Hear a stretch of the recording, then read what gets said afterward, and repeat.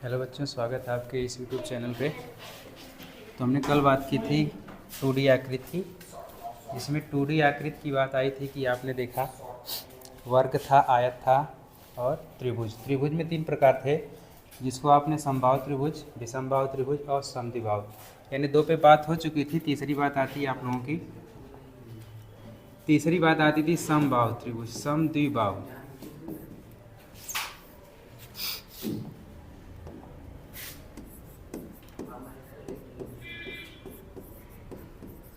समद्विबाहु त्रिभुज, त्रिभुज की, जिसमें आप लोग 2D आकृति थे, इसमें आप निकालोगे क्षेत्रफल।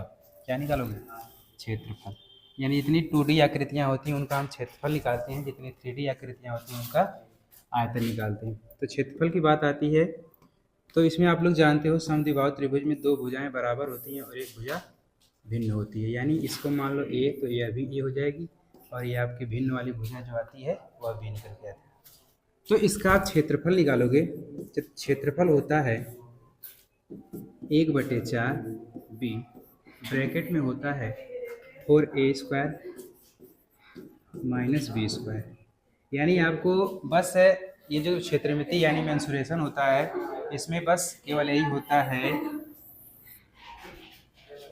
कि सूत्र का ही खेल होता है। बस सूत्र आप रट लो और सूत्र पे रखो, सब बातें आ जाती हैं। इसमें आप लोग बी जानते हो, बी आपकी भिन्न वाली भुजा है और ए आपकी समान भुजाएं हैं। ठीक, तो यानी समद्विबाहु त्रिभुज का एक सूत्र देखने को मिलता है। अगली बात आती है आप लोगों की वृत्त की। किसकी बात आती है? वृत्त भी आपकी 2D आकृति है। तो जब वृत्त 2D आकृति है तो यहां से आप लोग देखोगे इसमें क्या होती है, त्रिज्या भी मिलती है। यानी केंद्र होता है तो एक त्रिज्या होगी जिसको आर मानते हो आप लोग। अब परिधि इसकी निकाली जाती है। परिधि बोले तो आप लोग वर्ग और आयत में देखे थे तो उसमें परिमाप होता है। अब इसमें देखोगे तो परिधि होती है, यानी इसके सभी भुज चारों ओर की तरफ से। यहाँ से आप चलोगे तो यहाँ तक आ जाओगे तो ये आपकी परिधि आती है। तो सबसे पहले परिधि आप निकालोगे। परिधि निकालोगे तो आती है 2πr। परिधि आती है 2πr और इसका क्षेत्रफल निकलता है। यानी 2D आकृति है तो इसका आप लोग क्षेत्रफल निकालोगे तो होता है πr²। ठीक, अब इसमें एक आती है अर्धवृत्त। क्या आता है? अर्धवृत्त। अर्धवृत्त आप लोग जानते हो कि एक होता है, इस तरह से हो सकता है, यह अर्धवृत्त होगा। जब अर्धवृत्त होगा तो यहाँ से आप परिधि निकालोगे और क्षेत्रफल निकालोगे। यानी परिधि जब निकालोगे तो वह अलग आएगी और जब क्षेत्रफल निकालोगे तो इस वाले वृत्त के क्षेत्रफल का आधा हो जाएगा। यानी क्षेत्रफल अगर निकालोगे, क्षेत्रफल निकालोगे तो क्या मिलेगा? यानी बड़े वाले परिधि का, बड़े वाले का आधा हो जाएगा। यानी इसी को आप लिख सकते हो 1/2 πr²। ठीक, तो यहाँ से क्षेत्रफल निकल के आता है। अब परिधि आप लोग जानोगे कि आपने क्षेत्रफल का आधा किया तो आपको आया अर्धवृत्त का क्षेत्रफल। लेकिन आप परिधि का आधा करोगे, क्या करोगे? परिधि का आधा करोगे तो वह इसका परिधि नहीं निकल के आएगी। इसका एक डायरेक्ट सूत्र आता है 36π/7। यह आपका डायरेक्ट फार्मूला निकल के आता है। जब आपके पास अर्धवृत्त है उसकी आप परिधि निकालना चाहोगे तो आता है 36π/7। तो यहाँ से आप लोगों ने वृत्त की देखा तो वृत्त की परिधि होती है और क्षेत्रफल होता है, और अर्धवृत्त का भी क्षेत्रफल निकल के आएगा और परिधि निकल के आएगी। तो अगली टॉपिक निकल के आती है आप 2D में। 2D में अगली टॉपिक निकल के आती है त्रिज्यखंड।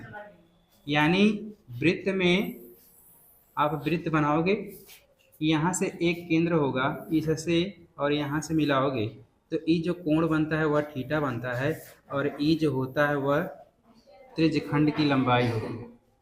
यहाँ से यहाँ तक की लंबाई जो होगी यह त्रिज्यखंड होगा। तो सबसे पहले इसकी लंबाई ज्ञात करने के लिए यानी लिखोगे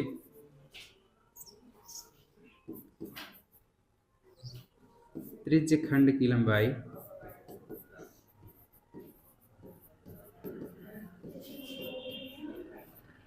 जब त्रिज्यखंड की लंबाई निकालोगे तो क्या होता है two pi R theta upon 360 degree. यानी ये आपकी आती है त्रिज्यखंड की लंबाई। यहाँ से यहाँ तक की जो लंबाई होगी वह इस फार्मूले से निकल के आती है 2 पाई आर थीटा अपान 360।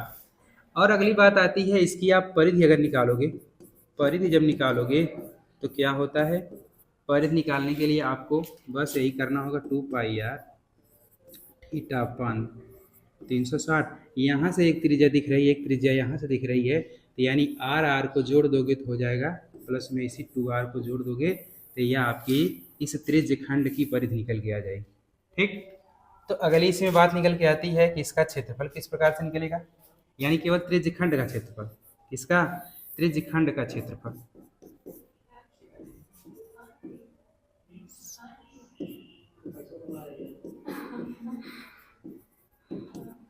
त्रिज्य खंड का क्षेत्रफल अगर निकालोगे तो क्या आता है, क्षेत्रफल यहाँ से निकलेगा यानी कि पाई आर स्क्वायर जानते हो थीटा अपान 360। यह आता है आपका त्रिज्य खंड का क्षेत्रफल। बस यही ज़्यादा इंपॉर्टेंट टॉपिक आती है। आप लोग तो वृत्त जानते हो कि 2 पाई आर होता है और उसकी परिधि जानते हो पाई आर स्क्वायर होता है, लेकिन वृत्त में आपको दो त्रिज्याएं दे देगा, एक त्रिज्या यह दे देगा, एक त्रिज्या यह दे देगा और यह कोण दे देगा। क्या दे देगा, कोण। तो पूछेगा ये जो चाप लगा है आर्क जिसे बोलते हो अंग्रेजी में, ये जो चाप लगा है इसकी लंबाई ज्ञात करो। तो इसकी लंबाई ज्ञात करने के लिए आपको यह सूत्र याद होना चाहिए कि 2 पाई आर थीटा अपान 360। इसकी परिधि निकालने के लिए क्या होता है, यहाँ से डायरेक्ट सूत्र रखोगे 2 पाई आर थीटा अपान 360 और 2r कहाँ से आया, एक त्रिज्या यह दिखी, एक त्रिज्या यह दिखी, यानी केंद्र से परिधि की दूरी ही आपकी क्या कहलाती है, त्रिज्या कहलाती है। तो यहाँ से आप लोग निकालोगे तो यह परिधि निकल के आएगी। और त्रिज्यखंड की जब त्रिज्यखंड का क्षेत्रफल यानी इस वाली एरिया का क्षेत्रफल जब निकालोगे तो होता है पाई आर स्क्वायर थीटा अपान 360। अच्छा, अब अगली बात निकल के आती है, अगली बात यहीं से निकल के आती है आपके पास समचतुर्भुज। क्या आती है, समचतुर्भुज।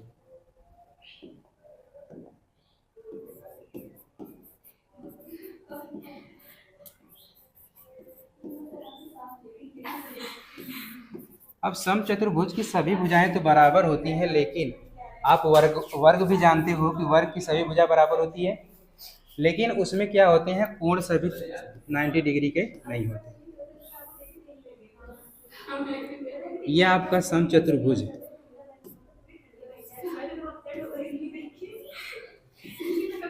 यानी ये तो वर्ग की तरह होता है, लेकिन इनके बीच जो कोण बनता है वह 90 डिग्री नहीं होता है। लेकिन आयत जो वर्ग होता है उसमें सभी कोण क्या होते हैं, 90 डिग्री होते हैं, लेकिन समचतुर्भुज में कोण 90 डिग्री नहीं होते हैं। इसलिए आप बोल सकते हो कि समचतुर्भुज की आमने सामने भुजाएं तो बराबर होती हैं, सभी भुजा बराबर होती हैं, लेकिन उनका कोण क्या होता है, 90 डिग्री नहीं होता। इसमें दो विकर्ण होते हैं।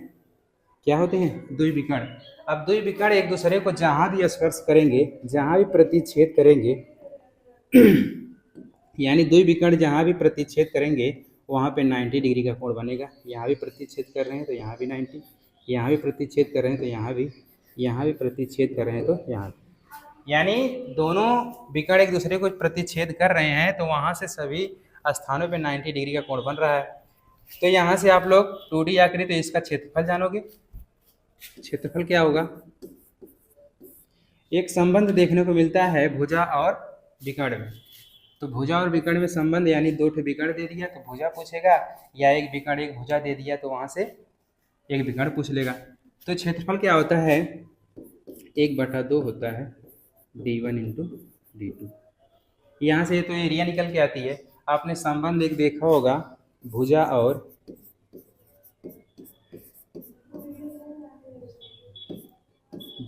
विकर्ण के बीच।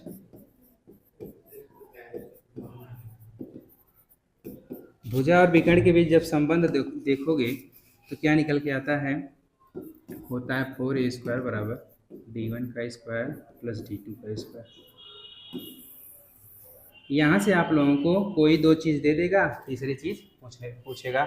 या तो यहाँ से एक भुजा दे देगा, भुजा तो सभी बराबर होती है, कोई भी एक भुजा दे देगा, और d1 में किसी एक का मान दे देगा तो d2 का मान पूछेगा। ठीक, तो अगली बात इसी में आती है अगली बात आती है समांतर चतुर्भुज। समांतर चतुर्भुज क्या होता है? जिसके आमने सामने की भुजाएं बराबर होती हैं। आमने सामने की भुजा तो आयत में बराबर होती है, लेकिन उसके प्रत्येक डिग्री, आयत के प्रत्येक कोण क्या होते हैं? 90 डिग्री होते हैं, लेकिन समांतर चतुर्भुज के कोण क्या होते हैं? 90 डिग्री नहीं होते। तो यहाँ से आप लोग देखोगे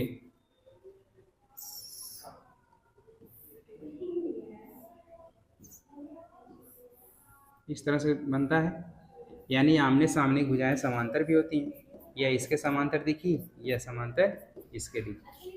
तो यहाँ से आप इसको L मान लेते हो, इसको B मान लेते हो, तो इसके सामने वाली यह भी L होगी, इसके सामने वाली यह भी B होगी। ठीक, यहाँ से आप लोग बस अब परिधि निकालना चाहोगे या परिमाप निकालना चाहोगे, तो परिमाप निकालने के लिए यहाँ से चलोगे, इन सबको जोड़ोगे तो क्या निकलेगा? परिमाप निकलेगा। तो यानी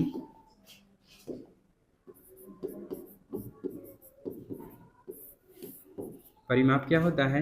यानी यहाँ से B जोड़ो, फिर L जोड़ो, फिर B आता है, फिर L आता है, यही 2 बार L होगा और 2 बार B होगा। तो यही आप 2 कॉमन लेते हो, L प्लस B मिलता है। ठीक, L आपकी क्या है? लंबाई है, और B क्या है? चौड़ाई है। ठीक, अच्छा,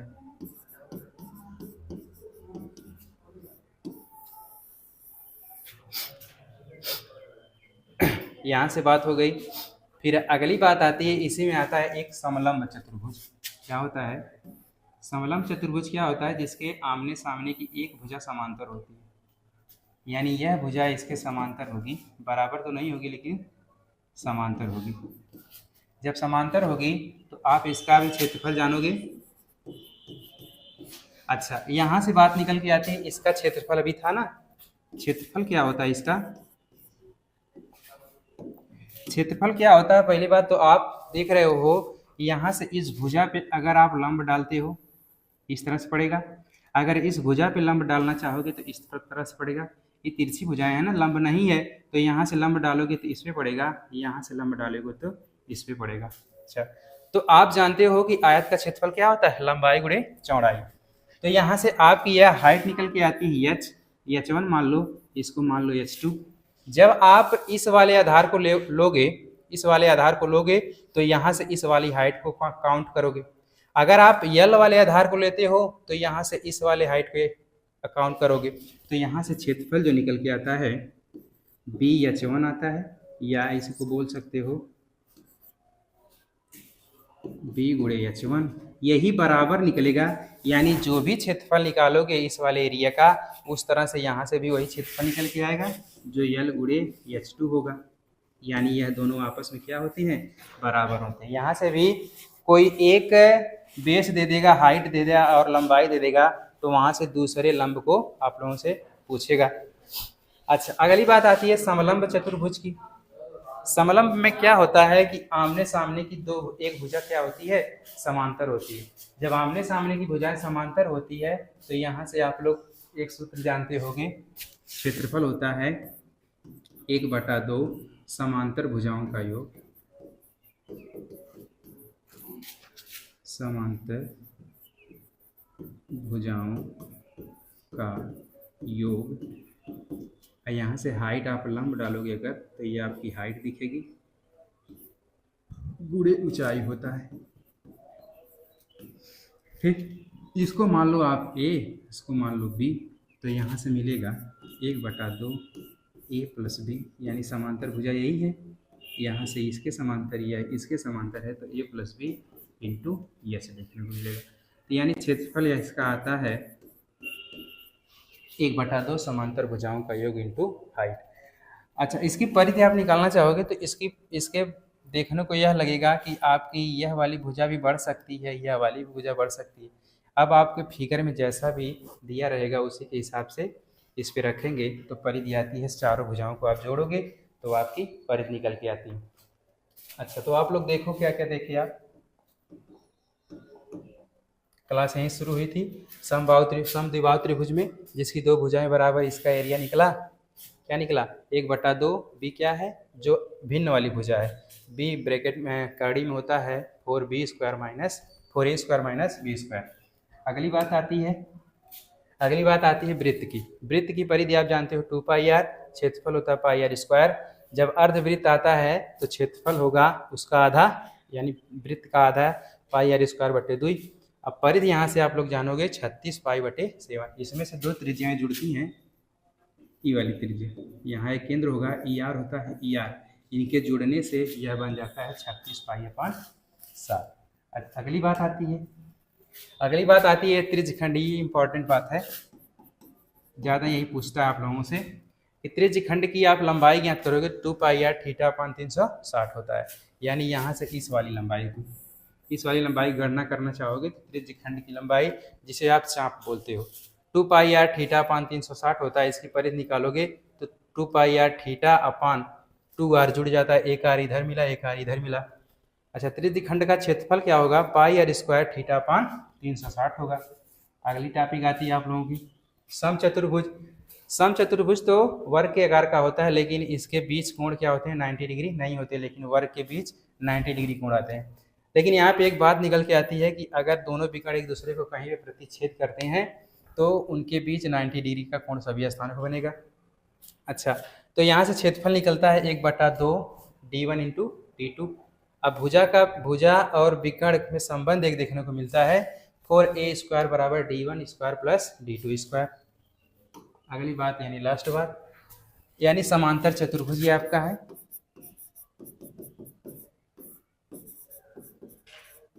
समांतर चतुर्भुज का आपको परिमाप देखने को मिलेगा, तो सभी भुजाओं को जोड़ोगे तो होता है 2l प्लस बी।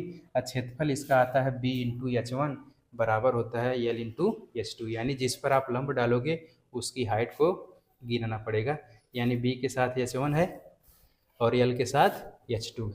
अब समलंब की बात आती है, जो लास्ट पर टॉपिक है। समलंब चतुर्भुज क्या होता है? 1/2 समांतर भुजाओं का योग इंटू हाइट।